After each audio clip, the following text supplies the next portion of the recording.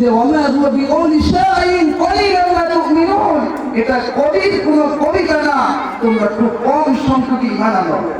এটা শোনার পর ওমর সব খেলেন। আমি মনে মনে চিন্তা করছি মুহাম্মদ কি কবি হয়ে গিয়েছে। উনি আয়াতটা তেলাওয়াত করলেন যে এটা কোনো কবির কোনো কবিতা নয়, তোমরা খুব কম সংখ্যক ঈমান আনো। মনে হয় মুহাম্মদ গলত হয়ে গিয়েছে। এরপর রাসূল বললেন ওয়ালা বিকৌলি কাহিনিন কলিলান মা তাযাক্কারুন,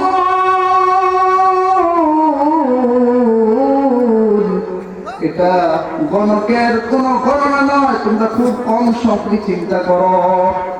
প্রথম বললেন যে মুহাম্মদ কি কবি হয়ে গিয়েছে। রাসূল বললেন যে না, এটা কোনো কবির কোনো কবিতা নয়। এরপরে ওমর চিন্তা করলো মুহাম্মদ কি গণক হয়ে গিয়েছে। রাসূল বললেন না, এটা কোনো গণকের কোনো গণনা নয়, তোমরা খুব কম সংখ্যক ঈমান আনো। তখন ওমর চিন্তা করলো এটা কি। রাসূল বললেন যে এটা হচ্ছে আল্লাহ তাআলার পক্ষ থেকে নাযিল করা কিতাব। আল্লাহু আকবার। আল্লাহ তাআলা হযরত ওমরকে সূরা হাক্কার মাধ্যমে ইসলামের দিকে ধাবিত করলেন। ওমর যখন এই তেলাওয়াত শুনলো, তার মনটা ইসলামের প্রতি ঝুঁকে পড়লো, মনটা ইসলামের প্রতি ঝুঁকে পড়লো, ইসলামের মহব্বত তার দিলে পয়দা হলো। একদিন আবু জাহেল ঘোষণা করলো যে ব্যক্তি মুহাম্মদ সাল্লাল্লাহু আলাইহি সাল্লামের কল্যাণ আনতে পারবে তাকে অনেক পুরস্কার দেওয়া হবে। কেউ সাহস করে না মুহাম্মদ সাল্লাল্লাহু আলাইহি সাল্লামের কল্যাণের জন্য, কেউ সাহস করে না। কিন্তু ওমর দাঁড়িয়ে গেলেন তরবারি নিয়ে। ওমর ছুটে চললেন মুহাম্মদ সাল্লাল্লাহু আলাইহি সাল্লামকে হত্যা করার জন্য। যখন ওমর যেতে যাচ্ছে তখন এক সাহাবী বলে, হে ওমর, তুমি কোথায় যাচ্ছ? তোমার বোনের জামাই আর বোন তো ইসলাম গ্রহণ করেছে, তুমি নিজের ঘরের আগুন না নিভিয়ে তুমি মুহাম্মদ সাল্লাল্লাহু আলাইহি ওয়াসাল্লামের কল্যাণের জন্য যাচ্ছ। তোমার বোন তো মুসলমান হয়ে গিয়েছে, তুমি মুহাম্মদের কল্যাণে যাচ্ছ, তোমার নিজের ঘরের মানুষ তো মুসলমান হয়ে গিয়েছে। ওমর দৌড় দিয়ে তার বোনের ঘরে গেল, গিয়ে তার বোনের দরজায় নাড়া দিল, বলল কে ঘরে আছো, দরজা খোলো। ওমরের বোন ভয় পেয়ে গেল, সাথে সাথে তেলাওয়াত বন্ধ করে দিল। ওমর দরজা খুলে তার বোন জামাইকে মারতেছিল, মারতে মারতে রক্তাক্ত করে ফেললো, তার বোনকে মারতে মারতে রক্তাক্ত করে ফেললো। তখন ওমর জিজ্ঞেস করলো, হে বোন, তুমি কি করছিলে আমাকে বলো, তুমি কি করছিলে আমাকে বলো। তখন তার বোন বলে, না না ভাই, আমি যে জিনিস করেছি এই জিনিস করতে হলে তোমাকে পবিত্রতা অর্জন করতে হবে, পবিত্রতা অর্জন ছাড়া তুমি এই জিনিসটা ধরতে পারবে না। সুবহানাল্লাহ। তখন ইসলাম গ্রহণ করেননি, তার ভিতরে তো ইসলামের প্রতি মায়া জন্মেছে, ইসলামের প্রতি ভালোবাসা জন্মেছে। সে বলল, না, আমি এই কিতাব দেখবো, তোমরা কোথায় থেকে কি পড়ছো আমি দেখবো। তখন তার বোন কোরআনের কপি পাথরের মধ্যে বিভিন্ন প্রাণীর চামড়ার মধ্যে লেখা কোরআনের আয়াতগুলো নিয়ে আসলেন। সেখানে লেখা, طه ما أنزلنا عليك القرآن لتشقى إلا تذكرة لمن يخشى تنزيلا ممن خلق الأرض والسماوات العلى الله أكبر।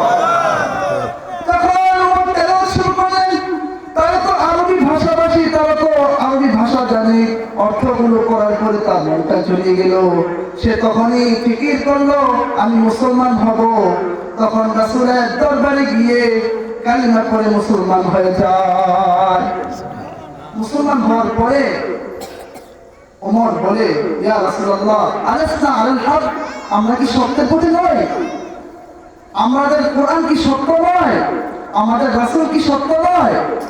তাহলে আমরা কি জন্য লুকিয়ে লুকিয়ে নামাজ পড়বো? আজকে থেকে আমরা প্রকাশ্যে নামাজ পড়বো। মক্কার কোন কাফের বেঈমানের যদি সাহস থাকে আমাদেরকে ঠেকা, আমরা আজকে প্রকাশ্যে নামাজ পড়বো। ঠিক না? তখন ওমর যখন মক্কায় দাঁড়িয়ে ভাষণ দিলেন, যার মাতাকে ছেলেহারা করতে চাও আমাকে বাধা দাও, যার স্ত্রীকে বিধবা করতে চাও আমাকে বাধা দাও, যার সন্তানকে পিতাহারা করতে চাও আমাকে বাধা দাও। ওই দিন যখন হযরত ওমর তাকবীর দিয়েছিলেন আল্লাহর রহমতে, ওই দিন কেউ আল্লাহর নামকে বাধা দিতে পারে নাই। ভবিষ্যৎ বাংলার জমিন সহ গোটা পৃথিবীতে কেউ আল্লাহর নামকে বাধা দিতে পারবে না। ঠিক কিনা? হযরত ওমর একটি মিছিল বের করলেন। তখন তো মুসলমান বেশি নয়, সামান্য কিছু মুসলমান হয়েছে। 11 জন মুসলমান খুঁজলেন। 11 জন মুসলমানকে দুইটি ভাগ করলেন। প্রথম ভাগে 5 জন দেখেছে, দ্বিতীয় ভাগে 6 জন দেখেছে। হযরত ওমর প্রথম ভাগের নেতৃত্বে, হযরত হামজা রাদিয়াল্লাহু তাআলা দ্বিতীয় ভাগের নেতৃত্বে যখন আবুল আরকামের বাড়ি থেকে তাকবীর শুরু করলেন, তাকবীর ছোট একটি তাকবীর, আবুল আরকামের বাড়ি থেকে মক্কার কাবা পর্যন্ত এই জায়গাটা তাকবীর দিবে। যখন আল্লাহর নামে স্লোগান শুরু হলো, নারের তাকবীর যখন বলা শুরু করলো, মক্কার কাফের বেঈমানেরা বলে, কি রে, কিসের তাকবীর শুরু হয়েছে? আমাদের এলাকাতে এত বড় সংস্কার হয়েছে, তাদের ধর্মের আল্লাহর নামে তাকবীর দিবে, তোমার স্পর্ধা হয়েছে, বিনা অনুমতিতে তাকবীর দিচ্ছে। আবু জাহেল এসে দেখে ওমর সামনে দাঁড়িয়ে আছে। আল্লাহু আকবার। আবু জাহেল দৌড় দিয়েছে। ওমর কিন্তু সবাই ভয় পায়, কাফের যারা ছিল সবাই ভয়ে চলে গেছে।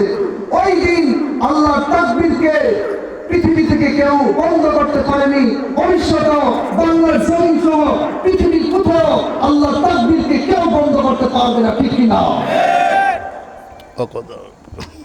এই জন্য আজকে তাকবীর কোথায় থেকে আসলো আমরা এটা বুঝতে পারলাম। ওই যে তাকবীর ওইখান থেকে শুরু হয়েছে, আজ থেকে নিয়ে কিয়ামতের আগ পর্যন্ত এই তাকবীরকে কেউ বন্ধ করতে পারবে না। The honorable guest, distinguished teacher and the audience, first of all, I would like to welcome you all warmly. Indeed, all the praises and thanks are due to Allah. He has created us. May peace be upon the leader of all Prophet Muhammad sallallahu alaihi wasallam. We send blessings and salutations our messenger Muhammad sallallahu alaihi wasallam and his family and all our companions of the Allah Ta'ala. Dear listeners, I want to inform you about parents. What is the name of topic? বিষয়টার নাম হচ্ছে পিতামাতা সম্পর্কে আজকে আলোচনা করবো। ঠিক না? If Almighty Allah give me time, I will address important about parents is important. Almighty Allah mentioned about this topic in the Holy Quran, Surah Bani Israel 32 ayah. Almighty Allah says about this topic in the Holy Quran. Allah Ta'ala পিতামাতা সম্পর্কে আলোচনা করেছেন। সূরা বানি ইসরাঈলের 23 নম্বর আয়াতে আল্লাহ তাআলা আলোচনা করেছেন পিতামাতা সম্পর্কে।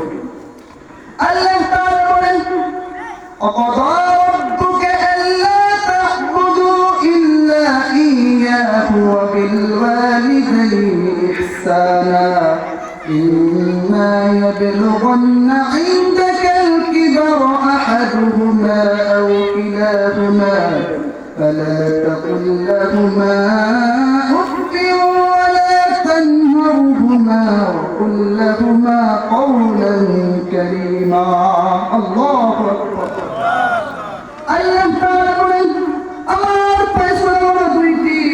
প্রথম ফয়সালা হলো ইবাদত হবে একমাত্র আল্লাহ তাআলা। দ্বিতীয় নম্বর ফয়সালা হলো ইহসান, ভালো ব্যবহার হবে মাতা পিতার জন্য।